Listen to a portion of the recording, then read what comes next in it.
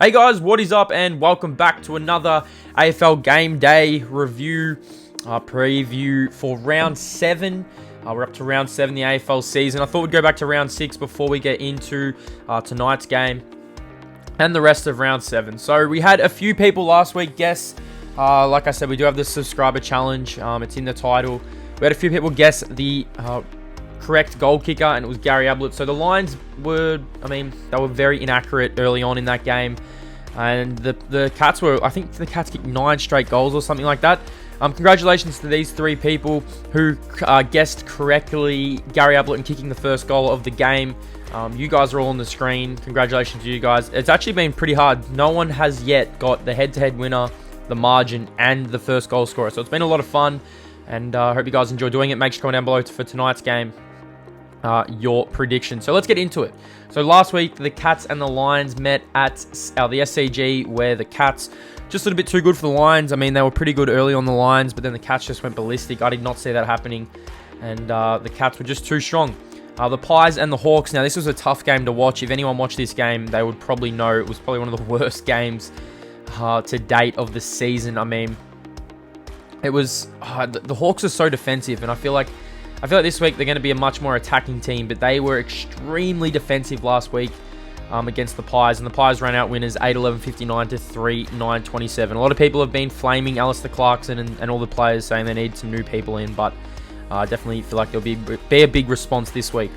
The Dockers and the Saints 79-73. The Saints led this game at one stage. You can see there at halftime 44-8. They were beaten by the Saints. They beat the Saints in all facets in the second half and just ran over them. A massive loss for the Saints, considering they probably could have secured a spot close to the top 4 if they win this game. And they go down by 6 points. And it was a very inexperienced Fremantle team. So pretty surprising that the result went that way, and pretty surprising that the Dockers got the win in that. The Eagles took care of the Crows. I did tip... Actually, no. So I tipped the Lions on this match. Then I tipped the Pies. Then I tipped St Kilda. So 1 from 2, but I'm 2 for 2 now. 2 from 2. 2 from 4, I must say. The Eagles defeated the Crows. Didn't watch this game, but the Eagles are definitely back to their winning ways, getting a nice win over the Crows. Isaac Ranky made his debut for the Gold Coast Suns and was amazing. He set the field on fire, kicked 3 goals, probably the 3 best goals. But the Demons got the win, and the Demons are back on the winners list. 12-8-80 to the Suns, 9-9-63. Who are being, basically, they're a much more, I'd say, competitive team, and they've been good this year, so it's actually been good to watch the Gold Coast Suns. The Bombers got the win up at Metricon over the Roos.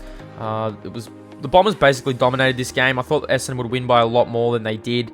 Make sure to comment down below what you guys thought of the Dylan Shield incident, because I feel like the AFL review system got that extremely wrong. If you go see Brad Ebert got 1 week for his bump. That was much worse than Dylan Shields. Ben Long got 3 weeks for his bump. Comment down below what you guys think of that. I think the match review panel got extremely wrong. 2 weeks, come on. The Power beat the Giants. Now, I said this was the game of the round. I did watch this game. The Power came to play. I kind of did write the Power off after getting blown out by the Lions, but they definitely responded with a big win over the Giants, and they moved to the top of the ladder once again. Probably one of the most boring games ever was the Richmond Football Club and the Swans. I think this was like the lowest scoring game for I think it was like 1920, 1930. The Tigers and the Swans, 4-10-34 to 3-8-26. Damien Hardwick said in his post-game presser that the Swans had 75,000 people in their back line and were just trying to basically hold the game up. The Swans weren't good enough to beat the Tigers. I did not watch this game, but a lot of people have been saying it's probably one of the most boring games of the year. And the final game of the round, the most, I'd say, surprising game. I thought that the Dogs would win this quite comfortably. They actually were smashed by the Blues, who have probably played the best football they've played all season. Probably the best football they've played in a long, long time. Congratulations to the Blues. They're in the 8 at the moment, and they're winning games. So it's good to see the Blues up and going. The competition is definitely better for it. So let's change the round and let's get into round 7, the Pies and the Cats. So make sure to comment down below your first goal scorer, head-to-head winner, and the margin. Like I said, whoever wins this, I will be doing a big prize. There could be a giveaway. So whoever gets this right, a few people get it right, I definitely will be doing a giveaway. So and I 100% will be showing the winner. They can comment down below who they think is going to win, and the margin, all that kind of stuff. Because I definitely will do a giveaway. I feel like you're going to have to do a giveaway if someone gets that right, because that is a big opportunity. That's something big that you get right. So I'm tipping, I'm going to say first goal scorer is Brody Myercheck. I'm going to say the Pies win this by 24 points. I think they're going to be a little bit too strong for the Cats. So Brody Myercheck and a 24-point win for the Magpies. Make sure to comment down below your predictions. The Bombers and the Dogs meet tomorrow night at Metricon Stadium. Now, I feel like this game could go either way, considering the Bombers have a lot of players out. The Bulldogs normally have Essendon's number, so I am tipping the Bulldogs to win this by, I would say, 45 points. I feel like they're going to blow the Bombers out. They're going to have to respond after their poor showing last week against the Blues. 45-point winners, the Dogs. I think they'll win quite comfortably. We move on to Saturday and the Giants and the Lions from Giants Stadium. I definitely feel like the Giants are going to respond. I feel like this is probably going to be the match of the round. You've got probably two of the best teams in the league going at it. I'm going to tip the Giants to win in a very close game. I'm going to say a 9-point win to the GWS Giants. The Swans and the Gold Coast. I feel like the Swans, I just haven't got enough at the moment. Isaac Heaney got injured. Josh Kennedy got injured. So I'm going to tip the Gold Coast Suns to win this, win their 4th game of the year. And Ranky, I'm excited to watch him go on Saturday. Saturday night is the Tigers and the Roos. I feel like this will be a really exciting game. The Roos are playing some good footy and the Tigers are playing some good footy as well. I mean, the Roos haven't won many games, but they're going to be a much better matchup for the Tigers than Sydney Swans were. And I'm going to tip the Roos in this. I feel like the North Melbourne are going to have to respond. I think they've lost 3 in a row now. So I'm going to tip the Roos in a very tight match. That's probably one of the games go either way. We move on to Sunday and the Blues and the Power. Now, Carlton coming off probably one of their best performances of probably the last 5 years. I still think the Power will get the job done. I think the Power are just a little bit too good, and they'll move to 6-1 on the ladder. And look at their percentage. I mean, their percentage is ridiculous at the minute. I feel like the Power will win this, and I feel like it'll be a good game, though. I think it'll be a really tight game. The Hawks and the Demons, the second last game of the round. I'm pretty sure this one is.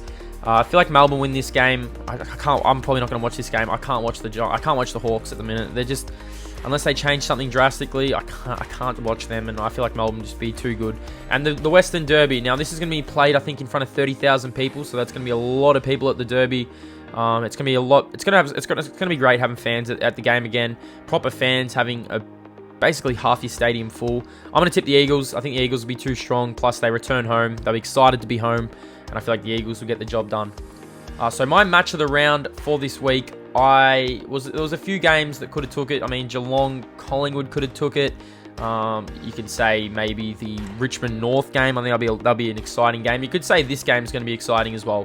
So my game of the round this week is the Lions and the Giants. I feel like these two teams are a genuine chance with all these hubs that were basically with everything that's going on with the hubs, are a genuine chance to meet in the grand final this season, the Giants and the Lions. Comment down below what you guys think the match of the round is. I definitely feel like this is the match of the round.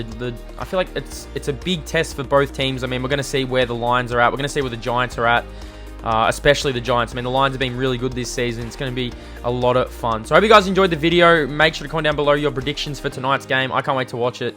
I think it's a kickoff around 8:10 Eastern time. So it should be a lot of fun. Can't wait to watch the Giants and the Lions go at it. Hit that like button, and I'll see you guys in the next